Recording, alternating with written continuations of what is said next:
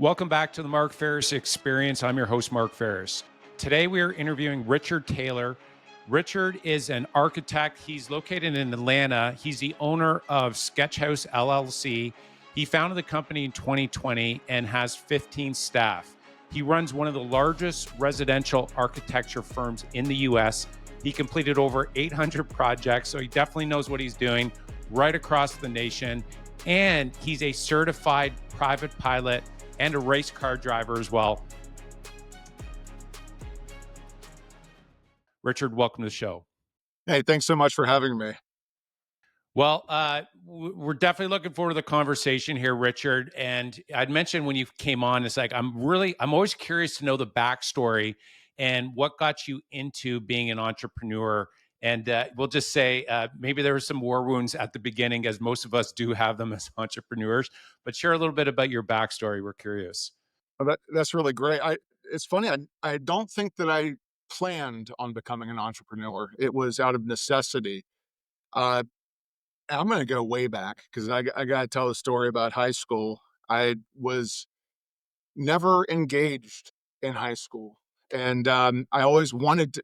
I was engaged in certain things, and I think that that's an important part of my history and upbringing. Is that high school, my teachers were always very disappointed in my performance. And I got a job at an airport. I was a lineman. I was directing airplanes into the parking and refueling them, and I took a great passion in that, and discovered that I do have a great bit of inspiration inside of me that just started to develop and grow. And I resisted becoming an architect. My father's an architect. My mother, my cousin, I have a half brother that's an architect. My wife is now an architect, so it was really written in my DNA to become an architect. But I was trying to do everything but that. Uh, so, but I always was creating things, and I was always building things, and it just hit me like a bag of bricks. I was like, "Let's do this." Went to Auburn University School of Architecture, and when I went there, I realized I could design myself. I can be anybody I want to be. I did things like ran for the student office. I started off as the treasurer, the secretary, the vice president, and later became the president of the school, which was so unlike me. But I just put it down on paper, said, "Who do I want to be when I grow up?" I still ask myself that question every day. But got into the student government, and then went to New York City to work for a big firm because I wanted to be at the center of the universe. I thought that's where we go when we become architects. We want to change the world. And everything was going great. I was a good employee, learned a lot of lessons as an employee in New York.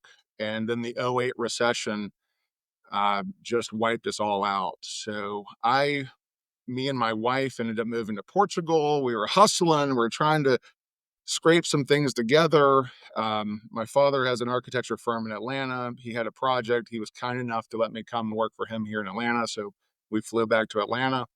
And during that time, I was responding to RFIs, requests for information, people who were looking for architects. I picked up a small house project and started Taylor Workshop at that time.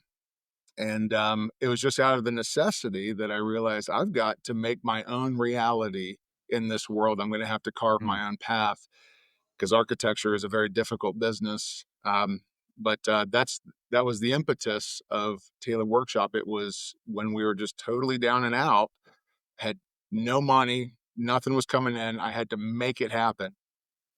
So I think that's probably a common story. I didn't wake up one day and said, "I want to be an Yeah. entrepreneur." It was kind of forced on me, and here I am now having two businesses. And Yeah, well, that pause. There's a couple of things I want to go on to, and I want to hear about a little bit more about the differences between the two businesses there as well, because I know affordable architecture, that is something that you're really going after. So I want to talk about that. But it's so interesting because a lot of the listeners have young children, right? Like I have three boys. I have a 17. They're getting older now, 17, 15, and 12. Three boys, and It's interesting coming into the profession, coming into whatever the parents are doing. I almost think it's good that the kids get out in the real world and they see what it is that parents have if they are going to be coming into the business. Unless there's like this deep, burning desire right off the bat. I think that when they go out into the world and start to see, hey, listen, like in your case, architecture is a pretty cool business. You start to realize like, wow, this is a really good thing. So I know for my boys, it's like go and work and work not for money, work for what you can learn, get under a really great mentor. And if you want to go into business, like go and mentor under them. I think it's good that they get out in the world. And of course, when I think they got to be mentally ready and they have a strong desire to pick up. Having kids and forcing them into certain channels, their mindset won't be open or a sponge to be able to receive. So it sounds like that was for you. You got out and you realized that, yeah, architecture is actually not only in your DNA, you have it in your family, but you had a real passion. Is that kind of how it unfolded? It That's sounds that like that's that. ex Yeah, both of my parents are also entrepreneurs, but I'm not sure that that was really a word when they started their businesses. My father started his business, Taylor and Williams, is Taylor and Collins, Taylor and Williams. My mother started, she was actually she was the first interior architecture firms, possibly in the country, Nancy Mitchell and Company. So Oh, I never realized I also had entrepreneur DNA in me. yeah, Because they were out hustling and making things happen, making their own realities, and that just evolved in me and both of my sisters as well. They both have that entrepreneur spirit. I think because we saw them working extra hours, we saw them working very yeah. hard, very passionately. Nobody worked 9 to 5. Um, Mom and dad went to work at 7 a.m. and we didn't see them until dinner. And sometimes nights and weekends they'd be gone too. So we experienced that growing up. I don't think it dawned on us that that's what we're supposed to be doing as well. I I never designed it that way. I don't think anybody did, but Yeah. It's amazing what kids, growing up, which I think we, as we grow up, we pick up more things by watching. That's why like leading by example is a really good thing. I know, like with my boys, it's like, I want them to do really well. And as much as I speak to them, I think that they're getting more from watching me and working and, getting up and, how I speak about people is way more impactful than telling them how to do it. It's like, a lot of parents, and I've been guilty of this in the past. I don't think anybody's perfect of, do what I say, not as I do. And I think for you and your parents, they led by example, by getting out there and showing you what success looks like, and that it's interesting how it kind of sticks on you. You see that, and eventually it comes out as you. It's like, oh, this is a natural thing because you've been brought up with it your whole life. 100%, 100%. It was a familiar experience, seeing that, feeling it, understanding it. Right on. So, can you explain like the moment of getting in? Okay, I see an opportunity out there because there's a lot of entrepreneurs, and it's scary for the first time. You're working for somebody, and then you're like, you know what? I'm going to actually go into business for my own. You're betting on yourself essentially at that point, and it's hard to see that in that moment. It's like, okay, I'm going to bet on myself. But up until that point, there isn't like a track record to say I have all these wins in business, and it's something new. What I've encouraged others to look at other wins in your life that you've done. Like if you've gone after something and if you've had a win, getting into entrepreneurship, that is just another, we'll say, mission that you're on. But if you've been successful in sports, you've been successful, you've won championships, you figured out how to win, maybe you bought your first house when you're younger, like those are all wins. And that's what I encourage entrepreneurs is like, if you won in that, you know how to win. You just put that same kind of focus and determination to this. And like this isn't rocket science. This is just figuring out a need and filling it and continuing to go up. When you get a roadblock, don't stop, keep going. Uh, so for you though, I'm curious is what helped you take that leap to say, hey, listen, I'm going in for business for myself and I'm going to take this risk. Was there something like a stimulus there? And then how did you mentally work your way through to make that decision and go all in? Wish I could say it was a positive experience like that. I'm afraid that it was actually out of the wreckage of having lost my job and being laid off. My entire office was, I think 90% of my office was laid off. Um, Yeah. I started hustling in New York, realized that New York is a very tough place to hang a shingle for a startup architecture firm. You have to be third generation architect in New York. It's possible, but it's a very hard place to start up. But I'd say that you have to have a undying spirit and a feeling of hope constantly, and that's something that I think I was blessed with. That and I'll tell you a joke. My wife hates this story, but when we were moved to Atlanta, and we're not even making ends meet. We do a project, and then that money has to float us to the next project, and that might be months. Um, I told her, I said, you know, the worst thing that could happen is we end up homeless. We're going to have to go sleep in the park, but we're industrious people. We're going to do something. We can be homeless in the park, but we're going to make something. We're going to pick up sticks. We're going to make knickknacks. We're going to make tree houses. We're just going to start Yeah. making stuff. It doesn't matter what it is. She goes, Richard, we're not sleeping in the park. Yeah. but but Well, if that I think that if that's what you're running from, then that's the worst. I was gonna say that's the worst that can happen. Then I think that, and if you can accept that, then it really makes it quite comfortable. And I think the reality of having to make your own business work is real. You have to put things together. You have to be industrious, and I think you have to have that spirit inside of you of being creative and yeah. putting two things together, because not everybody starts from the same place. Some Yeah. people have start with a lot of money. They say, "Here's $100,000. Go turn that into 1 million," and that's a different project. That's just a different mentality. But I think if you had that spirit of, yeah, yes, I got to take 100,000, turn it into 1 million. Yeah. Um, you got to have that creativity to make it work. Business takes a lot of creativity, and that's something that I never appreciated. Yeah, well, it's interesting. A lot of the listeners have a very similar a necessity start. It's like, I was your story about 90% were laid off and it was like I needed to put food on the table. Like that's our story is I was put on waivers from a hockey team and I was married and living at Joanna's parents' place and her father's a strong Polish business automotive owner of this company and I'm laid up with a broken arm, not working. I was playing some pickup hockey and I separated my shoulder. And anyways, and it was like, I need to put food on the table because I'm failing as a husband right now. And that's why your story resonates because, so Joanna, my wife, she definitely like safety is one of her, we'll say, comforts. That's like a necessity as one of her like human needs. It's like, we got to make sure that the home is protected, Mark. And so I could see that story, but it wouldn't resonate with her either. But what it does do is it creates this massive amount of stimulus or more motivation to do what's necessary in order to be successful. I think it creates fearlessness. Yeah. Once you address what's the worst that can happen, and you come to peace with that, you erase the fear of the risk that's involved.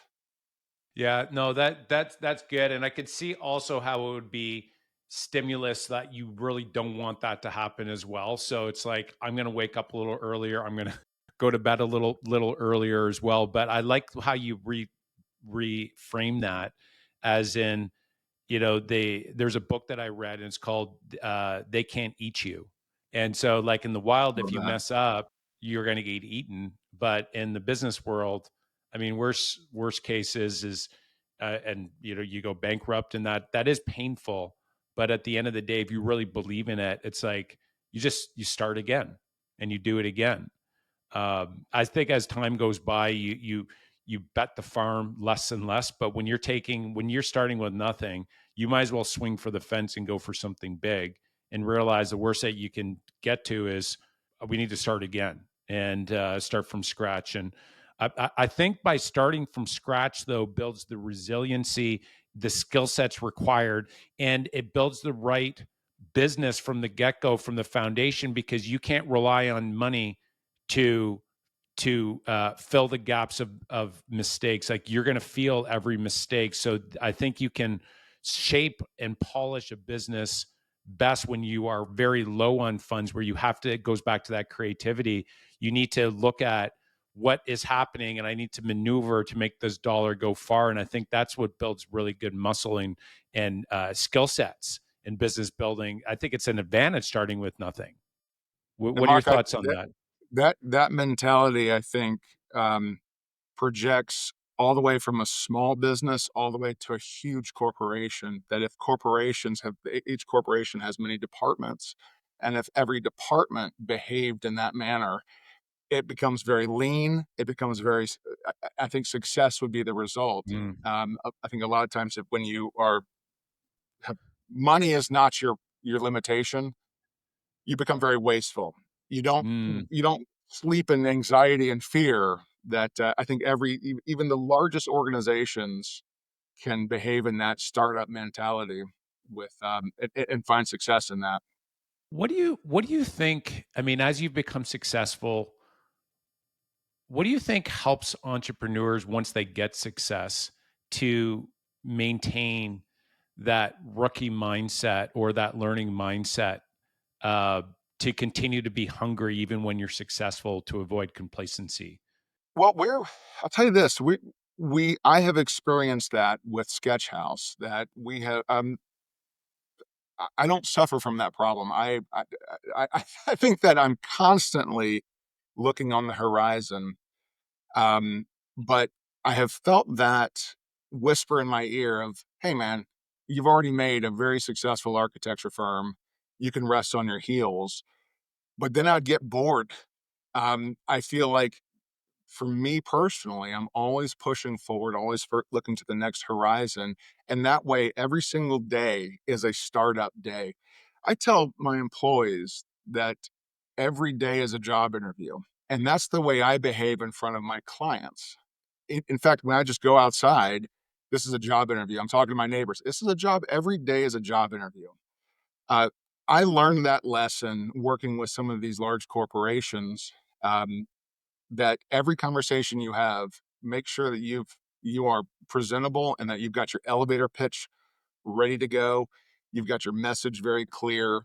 Um, and that drives from me the feeling that there's always another company right behind me, nipping at my heels, trying to take my position. Hmm. I don't even know if it's true or not, but that fear of running from this lion has always Yeah. followed me, and it keeps me running forward. I never want to rest on my heels. I know that SketchHouse has, other companies that are starting to nip at the heels, and, we just have to be faster, bigger, better, than they are, and, run as fast as we can. And that's what I'd say to a young entrepreneur is, if you've got an idea, run with it like hell. I mean, run so fast with it, focus on it, dig in, talk to people carefully, talk about it carefully. Yeah. Don't talk about it too openly, but, don't give away your IP, but Yeah. get information, back and make it a passion. And if it's your passion, then it's coming from somewhere deeper than in your head. If it comes from down in your gut, then you know you're onto something good, and it will drive you. You'll almost be a passenger on, chasing your own dream, and that's an extremely magical feeling. I've started some other businesses that, were in some people's measures successful, and I've shut them down because they bore me. We had a it just didn't. I didn't wake up every morning thinking, "Oh my gosh, how are we going to push this to the next level?" So I just let it, fizzle out, and I actually still get phone calls. This is now 12 years later. I still get phone calls looking for that service. I'm just like, "Nah, we don't do that. Call this guy." So I now refer them. But I think you have to find that bubbling passion inside of you and let it push you forward, and you just try to stay out in front of it. There's a couple of things you said there that really stuck. I mean, there was a lot of wisdom there that you shared, but that paranoia or that constant like running, I think that it's Patrick Bet David talked about this, the 51% optimism, 49% paranoia. I think that this is something that, and Jim Collins talks about this, that some of the best CEOs are constantly paranoid there. And I think it's like you got to look at the brutal facts, make decisions based on the brutal facts and not based on what you think is right. Like, what are the numbers saying? But I think that is actually, it's a positive thing to keep that there. It's like, who's coming around over the horizon, who's coming for us, where are we falling short on clients, like where, and asking those questions. I think that is a genius thing to keep constantly. I don't think that's a negative thing. I think that the more successful business people that I've interviewed, the more I'm seeing that that is a constant uh, thing that is very top of mind for them. They're hyper aware of what is actually happening and what the truth is, and they want their team members to tell them the truth, and Yeah. not in this bubble, this la la land, like just feed me fluff to make me feel good as an owner. You want to create like this brutal openness, and that's another thing Patrick Lencioni talks about in the 5 dysfunctions of a team is the ability to have trust and to speak the truth. So I think that was a big advantage that you have, that paranoia and that constant running at this point. Well, and I want to dovetail into something you said about the truth. I have felt the temptation to fool myself in thinking certain things about my business. So what I constantly do is I have this thought, and I then flag it with, "Don't fool yourself. Is this real? Are these numbers accurate? Always be conservative in your number calculations. Um, if it if it's a lean margin, I'd say that's not worth chasing." So something I suffer from is I'll think of a million ideas, and then I have to filter them and say, Yeah. "Am I fooling myself with this, or is this real?" Because I think that a lot of people can talk themselves to doing something that probably isn't a good business decision, and you can surround yourself with people who tell you exactly what you want to hear because they're on the payroll. So they want to be yes people, which is that's an interesting situation to balance because you don't want to surround yourself with negative people. It's Yeah. not a Right. comfortable place Right. to be. So there's I have a saying that people have heard me say is that I call it my scales of consideration. I'll bounce an idea off somebody. It's funny is that sometimes I find people who are constantly telling me that's too much liability, that's too dangerous, you're not, it's never gonna work, or you're not that guy. And I hear that and I think, okay, that's their opinion. And I put Mm. them, in my head, I put that on my scales of consideration and let it balance. If too many people are saying things, or if I'm kind of feeling the same way, the scales tip out the window onto the next idea. But it's important to capture opinions, measure your own opinions, and consider the scales, and just kind of keep that mental tally of what's worth chasing and what's not. I can see a lot of people come up with an idea they're going to launch this new business. They get so excited about it, but it's not a real excitement. It's not coming from inside. It's coming from up here, and they don't follow through. It doesn't work. That I've never heard it that way about like the scales of opinion to be able to get feedback from across the board. And as more people are starting to say something, there's more weight that you allocate to that as well. And to rather than just taking one person's opinion. And I would think that some people, maybe their opinion would be worth more on the scale, so to speak, right? Yeah, yeah. Especially if they've gone down that road before. I like that on decision making because ultimately making quality decisions as a leader, that becomes more and more important as you do more and more business. And it was interesting. I heard Jeff Bezos talking about this. He's like, we're paid as like the top leaders in the company to make very few very important decisions. And the ability to make good quality decisions at that next level becomes really really critical. Like this, we're not talking about the small decisions, what I'm going to be wearing today. These are like multi-million dollar decisions, which brings me to this. I was listening to JD Vance talking about Trump. Now, regardless, I know there's different opinions on both sides, and I'm going to keep this down the middle because there's a business principle here I want to capture. Is that JD Vance said when he watches how Trump makes decisions, he says it's completely different than what I've seen in the past. Trump doesn't just take advice from his one advisor. He actually goes down and speaks to the people at the front lines. And so where I saw this play out was when California with the fires and many houses got burned down. Well, I saw that because I was watching this one meeting, and there were homeowners that were actually in the meeting, and he had actually went and spoken personally with all the homeowners to see, okay, what are your main challenges? And so what JD Vance was talking, whenever he's making a big decision, he goes down and he gets data from the front lines to be able to make a quality decision. And so this is where, as a business owner, I think getting not only what you think and your main key leaders are telling you, but going and speak with the frontline staff, and even equally important is the clients or the end users to actually you speak with them, which I think as a business owner becomes harder and harder to do as you go up the big, you're building office, your office keeps moving up where you get further away from the clients. Is that what are your thoughts on that and kind of that whole concept of decision making? You're talking to the front line has got to be the most difficult conversation because they are looking for solutions to their problems right now. And the not always is that the best solution for the bigger picture. Um, we have I guess a hierarchy in our office where I have sort of I guess you'd call it the executive office, the executive suite. I ask them to talk to their team, and then every day I walk through the office and I'll grab somebody and I Right. ask them. And my first question is on a scale from 1 to 10, where's your stress level? I want everybody operating at a 7. That way, I can tap into that 8, 9, and 10, and maybe even 11.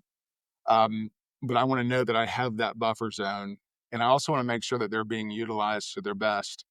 But I've learned a lot by talking to everybody from the top down, and just understanding what the boots on the ground is doing. Hmm.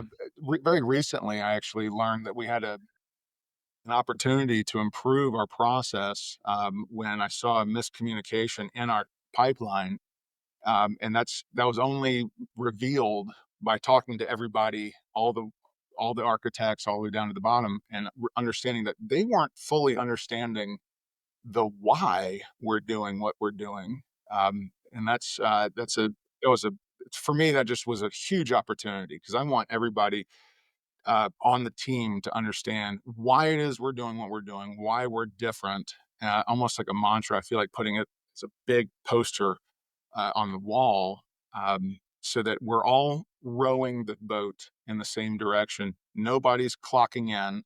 Rather, I don't like clock punchers, people who clock Yeah. in, clock out. They don't care about their job as a means to their own success or their family, or they have to pay a mortgage. I want them rowing this boat and pushing this thing forward. I need everybody grabbing an oar, and that's a hard thing to do. If a good leader can do that very well. Maybe it's just hard for me, but it's something that we're constantly working on, constantly conveying that message. I don't want any dead weight on the boat. We don't have room for that. And I don't care if we have 1,000 employees or more. I want everybody passionate about what it is we're doing and feel that inside the same way I do. It's so that when they come to work, they know that they're doing something special, not just clocking in. I love that. And that is such a sign of a strong leader. The way that I see like a business is, and they talk about rowing. We're going to take that analogy here, rowing, getting everybody in the boat rowing the same way. It's like, the guy in the back that's like, row, row, whatever. I'm not into rowing, so they might say something else, but we'll just say row for the sake of the message here. But like that's where it's like, so it's like, here's where we're going. We're going. This is our our BHAG. This is our mission. Here are our values. This is what we do here. This is why we do it here. And I love what you're saying as well. When there's like an initiative, you can take that same concept. It's like, here's why we're doing it here, so that people in the front lines can connect the dots, and then even loop it back to here's why we exist as a company.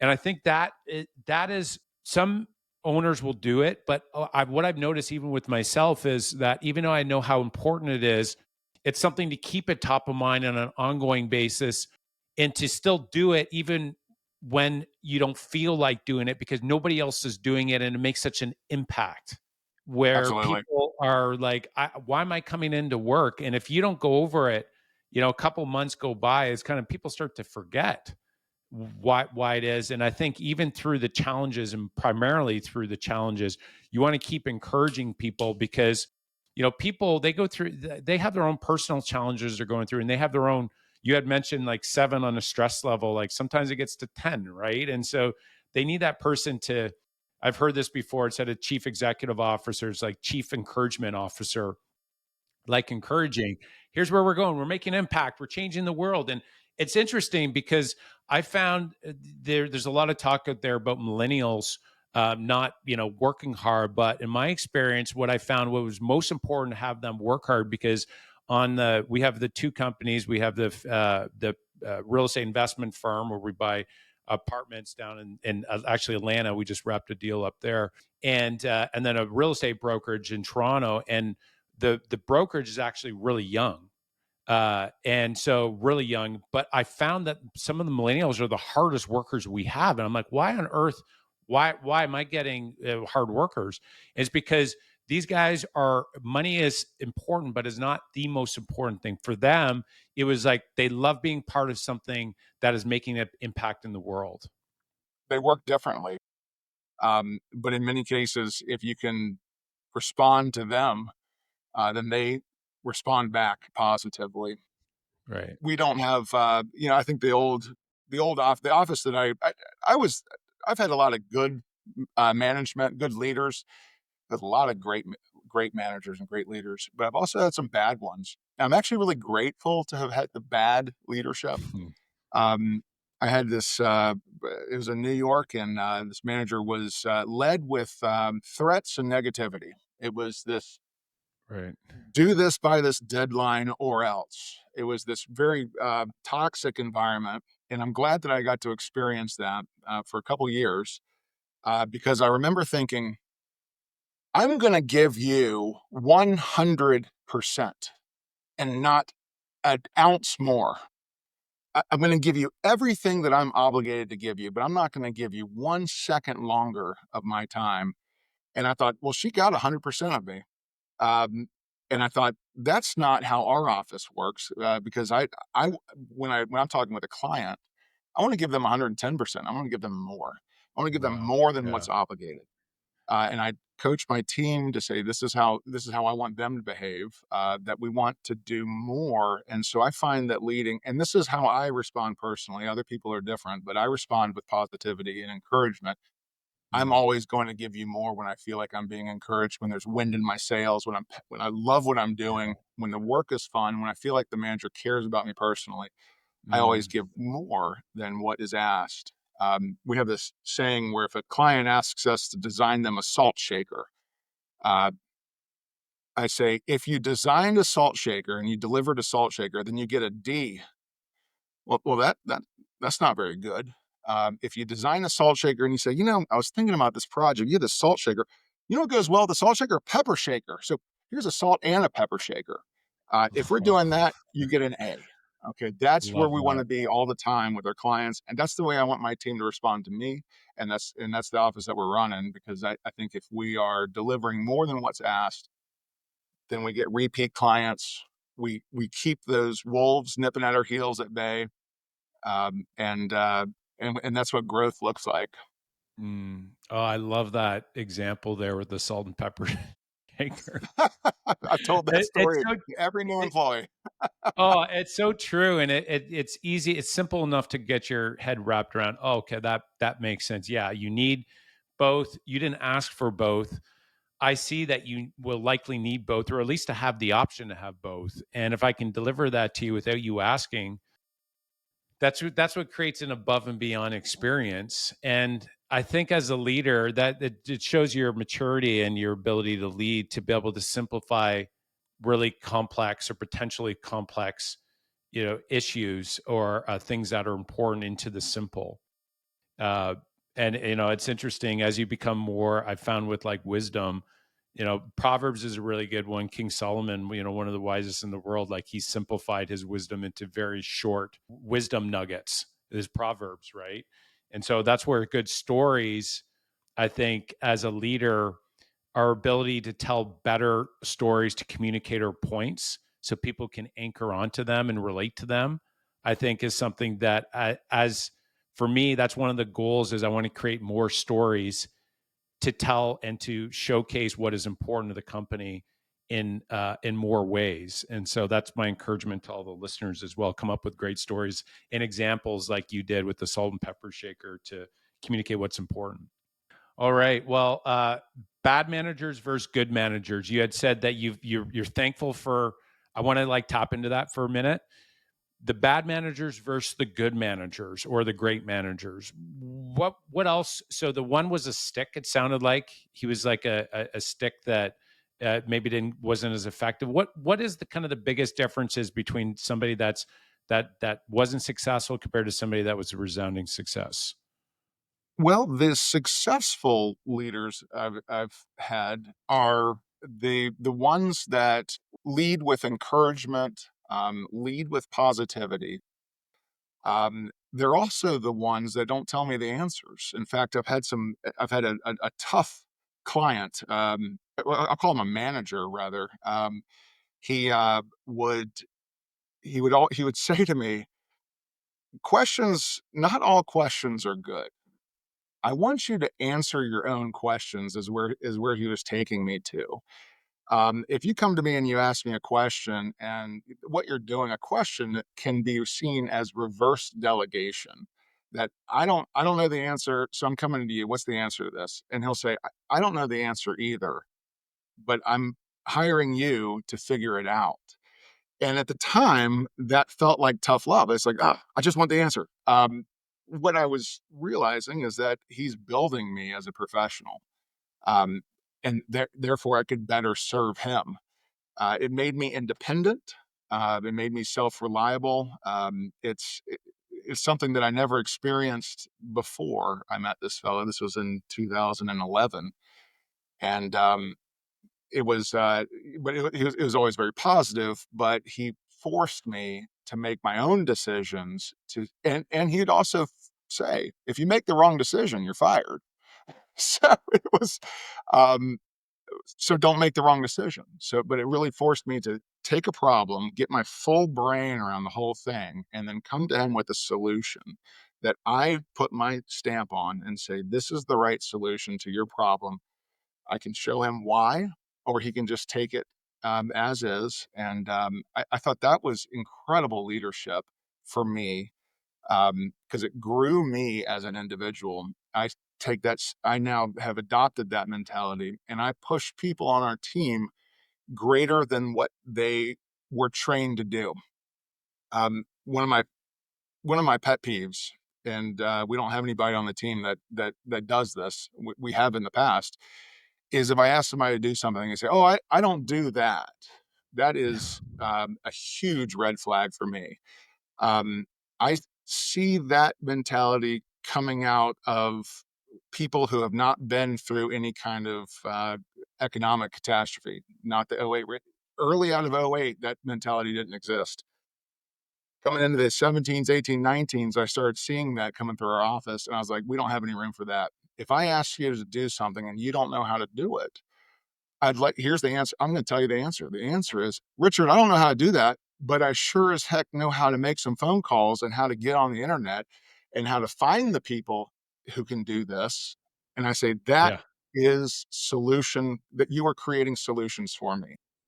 You may not Mm. be the right person to do it, but you know how to get it done. And that's the sort of the Swiss Army knife mentality that I like to keep. Everybody needs to be able to do everything, even if you don't know how. You need to say, "I know how to figure it out," or "Richard, I'm not the right guy for this. This person is the right person. If you like, I can go ahead and get them started on that." And what that does is it elevates that original person. Now they're managing that.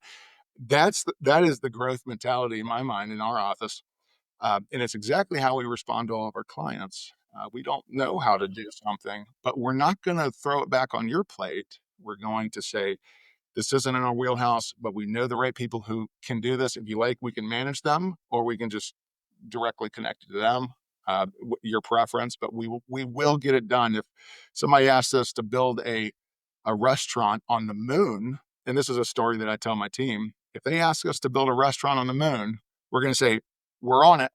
Now, of course, we don't know how to do that, but I do know how to call NASA. I know how to get on the phone with somebody at SpaceX. We can do that. Now, you as a client are going to have to pull out a big, big paycheck. But on the converse, if you asked us to wash your car, we're going to wash your car. It's going to be the most expensive car wash you've ever gotten, but we're not going to leave you unserved. That mindset that you had said that, listen, I may not know how to do it, but the culture is that you're going to figure that out. What I really love about that is that it presupposes that they are able to do anything. And why I love that so much is because there's the mindset that I've seen this out there as well, and it's the same thing in our culture. It's like anybody says that's not my job. That to me is like massive red flag, and it sticks out like a sore thumb. But I think when you have that mindset within a culture, then it kind of puts these limits on people. It's like, okay, you can't do anything above your pay grade. So you're kind of set in your corner there. You stay in the corner. But this mindset that you're talking about in this culture is like, listen, there's no limits to what it is that you could figure out, and I think you're able to figure that out. So you come in just saying, I can't do that is not the response. And I think that's what actually would empower people to say, hey, listen, I like you believe in me that I can figure this out as well. And so I that's where like with it's so against the grain of when somebody comes to you as a boss and you want to help them and you think the right thing to do is to give them the answer. But what you had said earlier with your story was that the one of the best managers that you had worked for, he asked the question, he flipped it to you and allowed you to work through it yourself, which developed you as a person.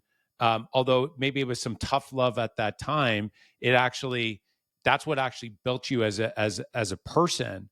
And so this mindset, I think what it does is it forces growth within the organization, which allows you to just smoke any competitor that is, has this mindset of that's my job, that's not my job, where people have limits of what they can do. I tell you on a kind of on a pettier, a smaller level, if a manager one of my team members calls me, I don't answer. They leave a voice message. I got this question. I need help with figuring this out. If I just let the phone sit for about an hour, call them back, they've already got it figured out. They got to. Don't tell anybody I said that. Yeah, no, that's a good insider. So we'll make sure we won't send this episode to the team. There, we'll. Yeah.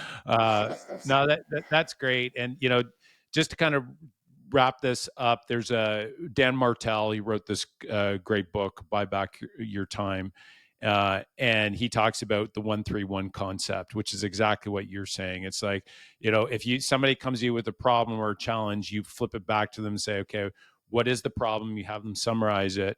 And then you say to them, okay, what are 3 potential solutions to handle that problem? You have them come up with them. And then you ask them, okay, what's the best of the 3? And then they decide and then they leave. And so by putting it that 1-3-1 concept, it's exactly what we were talking about. And it works like a charm, because what happens, people do that a couple times and then they stop coming to you because you give them a tool, which it comes back to the best leaders, they help people grow and develop, whereas the bad managers are like they tell them what to do and they're a bunch of order takers. So, that's not developing and growing the organization. Yes, we've got the growth is when everybody on the team elevates, and I've got right now the principal of SketchHaus. She is a 26-year-old girl powerhouse. I have asked her to do things that are so above her skill level, her education, but I know that she has the acumen to do it, and it's a struggle, and she does it. And what we're working on now is I need some. I work on the business. It was a very intentional, engineered process for me to get work in the business, get it growing up, and then I made a big leap. And what I did was I actually disconnected I reprogrammed my phone, so I no longer have a phone in the office, so that it just forced the issue. And it was a hard transition for me to make because I want to get into everything, but it forces me now to work on the business. And now I've got so many projects on the business, and the business is growing and doing it's so autonomous and working so well that I need help. So I'm trying to even pull her up and say, let's work on the business. And then I got to figure out where to go next. But the horizon is so vast that we have so many new projects that we're working on to expand Sketch House, to take it as a household name across the country. When you think architecture, when you think about your house, first thing you think of, we got to call Sketch House. It's the biggest mistake a homeowner makes when doing an addition or renovation is they think, I want to build something. They go right to a builder. Well, that I Mm. understand that. That's a reasonable mistake to make. Problem is the builder needs to know what it is you want. And the best way to convey that is with drawings.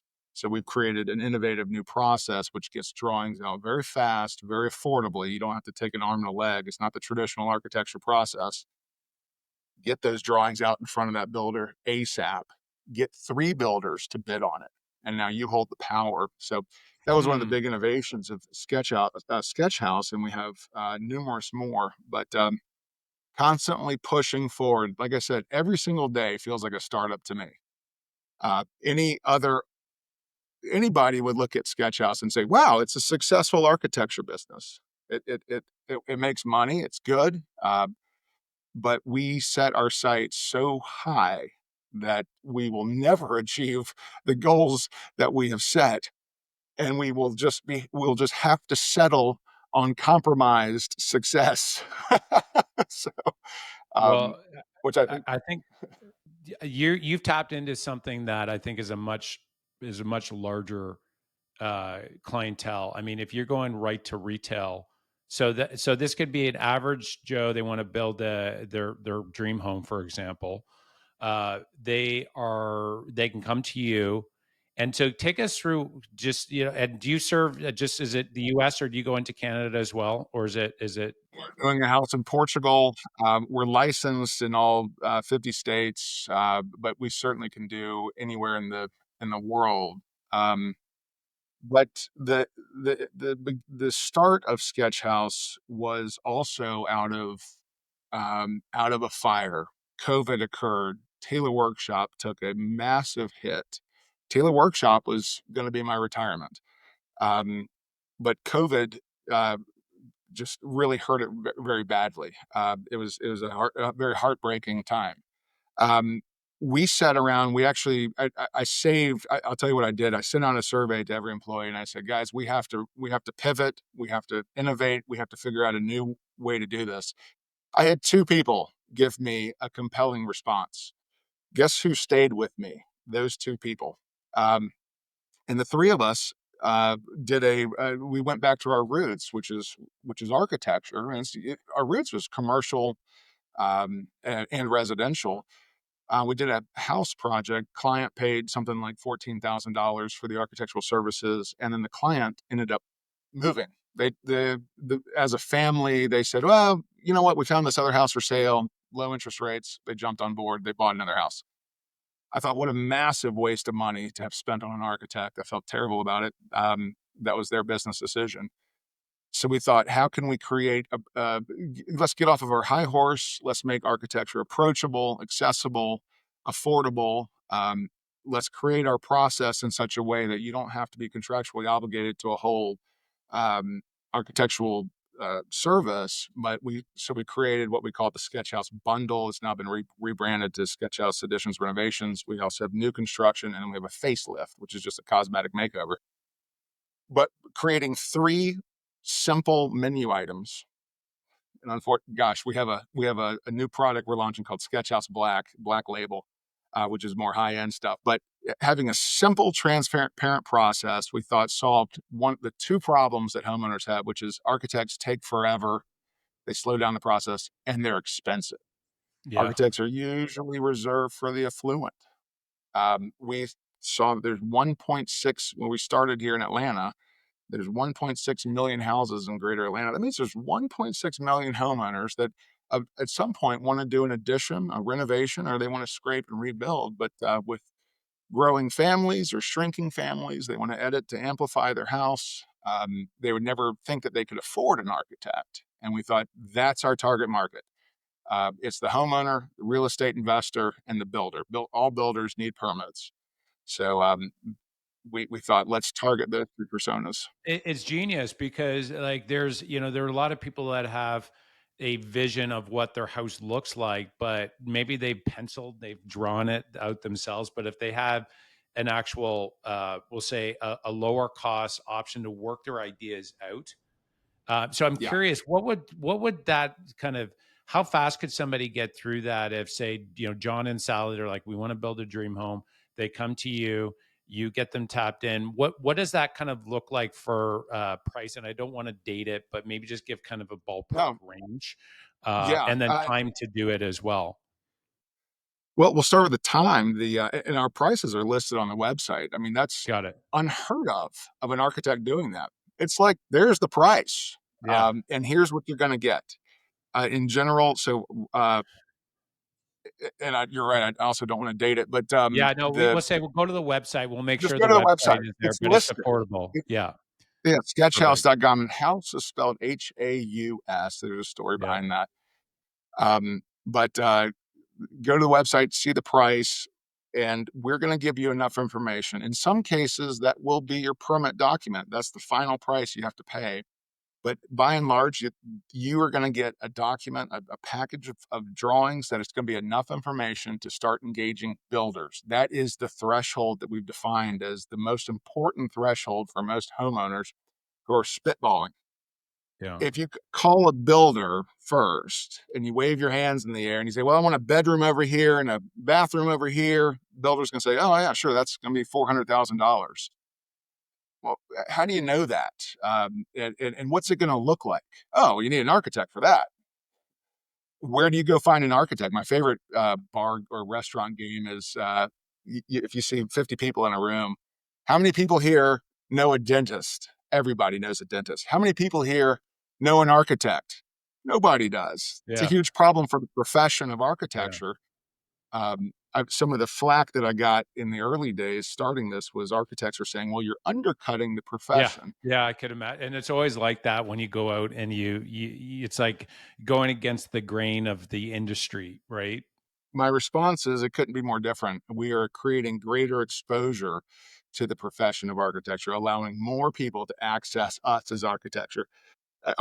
My goal is to take the monolithic marble columns of this ancient profession and push them out and make the doors wider so that more people can come inside.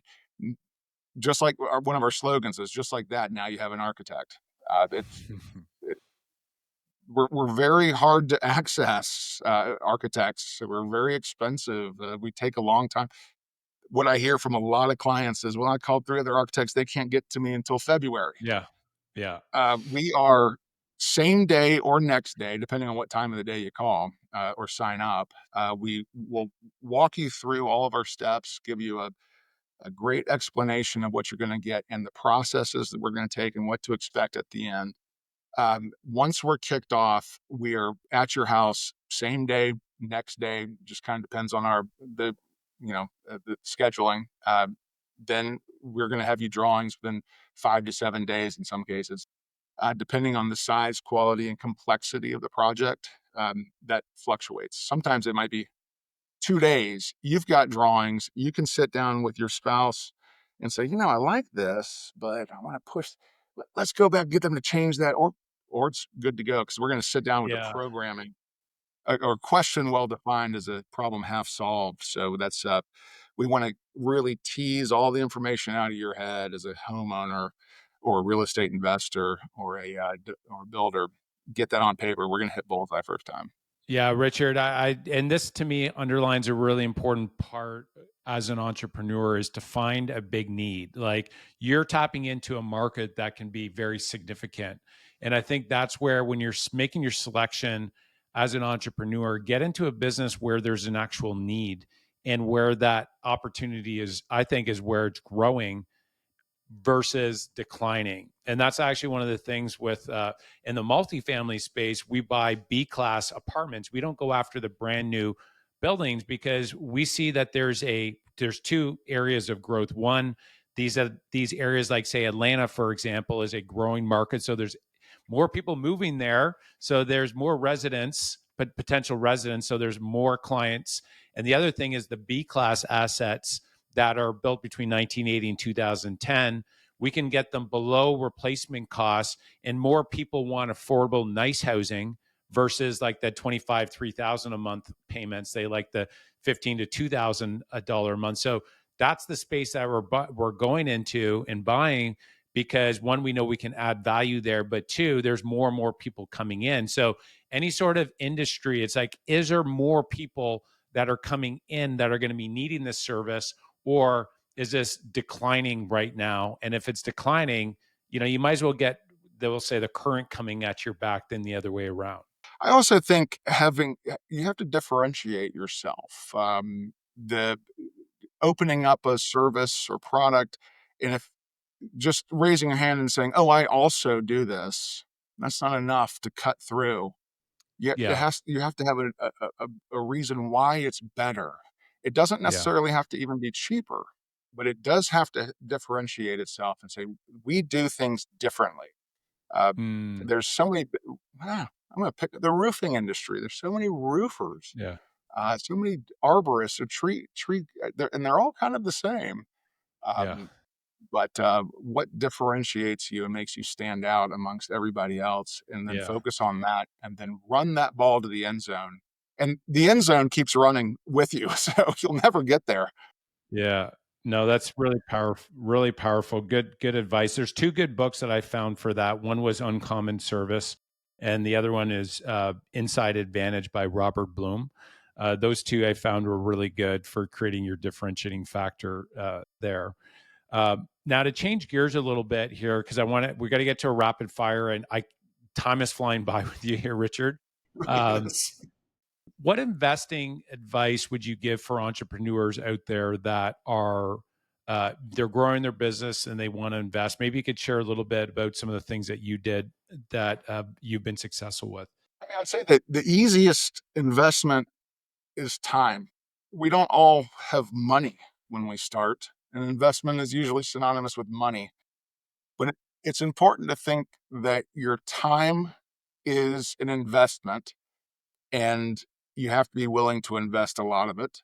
I'll also say that I started a business, and it required a $40,000 piece of equipment, and I didn't have $40,000.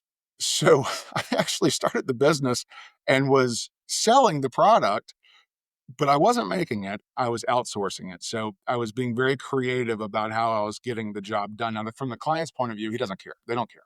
They just want the product. They're going to pay you the money.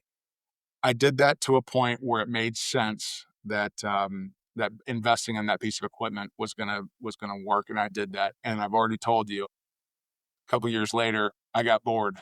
It just wasn't lighting my fires. Yeah. So it's now just an asset that we use in house for our own purposes. But the time is the easiest thing you can invest. If you're not willing to invest that, then think about pivoting on your idea. Hmm. I, as far as it relates to uh, to real estate, I real estate's a very sound investment. What I love most about real estate investment is one, it's constantly growing, but my favorite part is that you can go tinker with that piece of real estate and you can put sweat equity into that real estate. I've done a bunch of investments. I got, stock and investments that your money gets tied up and you can't do anything with it. You can't control anything. You feel totally out of control. And then 2 years later, you get a payoff.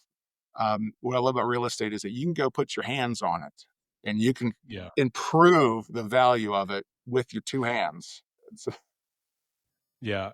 Yeah. No, 100%. I mean, 90% of millionaires have used it. So there's something to it as well. So that makes a lot of sense.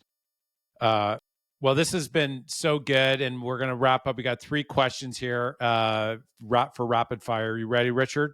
We got the three rapid I'm fire ready. Hit questions. me. All right. So I'm really curious. I'm a big reader and curious what your favorite book has been that's made the biggest impact in your career. So Ayn Rand has always been impactful. The Fountainhead, I think, has created more architects than any book ever written. It has nothing to do with architecture, though. It's about the idealist and then the sellout, if you will. There's Howard Rourke. You could apply any profession to that. He went and burned down his own building, and then there's Peter Keating, who essentially sold out. That's such a great story. It applies to all professions. But of course, all of the Collins and Sinaks and the lots of books. Those are prerequisites. It's important to read all of them. Right now I'm reading Checklist Manifesto, pretty interesting book. But I told you I was going to surprise you. The book that I think has influenced me the most is pretty much every book written by Bill Bryson, short history on almost everything. The Body, The House. These things give you so much perspective on the universe. You have to have a macro view on everything. And then that in architecture, we go into the detail, we go into the macro, and you go back and forth, and that gives you the whole perspective. Bill Bryson has me thinking on such a big scale. Hmm. That's it's really inspiring. I'm really big on divergent learning. That's get my pilot's license. I learned so much about aviation, and it applies to business. Situational awareness. Now I get into race cars, and there is so much about the engine. I can't help, and my team hates it when I do this, but I compare a car engine to the business. We have pistons; those are like the employees. We have water pumps and other the alternator. Those are like the marketing. They don't produce power, but they support the pistons. There's divergent learning is so important for anybody. You have to have a mind bigger than what's right in front of your nose. That that's actually it's interesting because King Solomon, because you study these successful guys in the past, and it was like he was wise in all things, not just on the financial side, but he was an expert in like different animals, and it was so interesting. He learned right across the board. So I've never really kind of heard it that way, the way that you communicated that divergent thinking actually allows you to see business principles more clearly and maybe in different perspectives or a different paradigm view of things, which would help you understand things a lot more. So that's actually that I appreciate you sharing it that way. The Pistons with the car and the business, that's a good one. As well. So, okay, so we got the book. Second is three words that people around you would describe you as. I'd say innovator. That's it's kind of annoying to people because I just constantly are coming up with new ideas and pushing things forward. Bold. I'm fairly bold, and then risk. Here's one, risk taker, and I don't like that word, risk taker. I like to change that. I can't, but there are other people's words for me. I like to say risk manager. In aviation, the safest thing you can do in flying is leave the airplane in the hangar. If you want to be safe in business, then go get a job. You have to be a risk manager because it's and you have to be willing to take risks, but don't be a risk taker, be a risk manager. I like manager better, but risk taker is what my team's told me. Well, innovator, bold, and risk manager. Very cool. Final question for you here, Richard, and we're going to wrap it up. What's your final advice that you have for the entrepreneurs listening today? I'd say that there's so many unanswered questions. There's so many questions you're going to have. People might think that people will try to give you answers, and you have to weigh these opinions.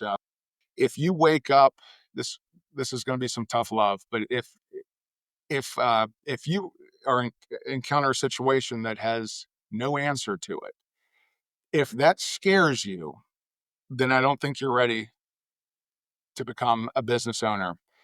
If it excites you that you have a question and you don't know the answer to that question, and you don't even know that you realize nobody knows the answer to this question. If that excites you, uh, then I think you're ready. It's it's being able to realize that nobody knows the answers to a lot of the questions you're going to have, and therefore you almost can't fail. And that makes me very excited as a business owner. Obviously, some ideas don't work, but it's important to thrive in the unknown. Architecture is like that. It's alchemy. You're creating something out of somebody's ideas that are in their head, and we have to create line drawings with dimensions. It has to be dimensionable. It has to be buildable. I think you want to be excited. If you are naturally excited about the unknown, um, then you're in a good place, and then thrive on that.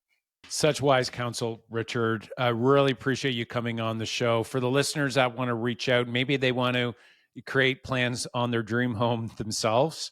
What's the best way they can find out more about your business? Best way is go to sketchhaus.com. That's sketch, HAUS, sketchhaus.com. Call us at our 1-800 number, get in touch, talk to our sales team. Uh, it, let's get your ideas on paper and get you off to success. Amazing. Thanks again, Richard, for coming on the show. Really appreciate it. Thanks so much, Mark. Right on. Well, thanks, guys, for listening to the show. If you liked it, go ahead and share and subscribe to the channel where we're building a community of full-out entrepreneurs. And if you are interested in finding out more about real estate investing, go to fulloutinvesting.com. There's a sample deal on there, what that looks like, and our 10-step full-out investing process. Go to fulloutinvesting.com.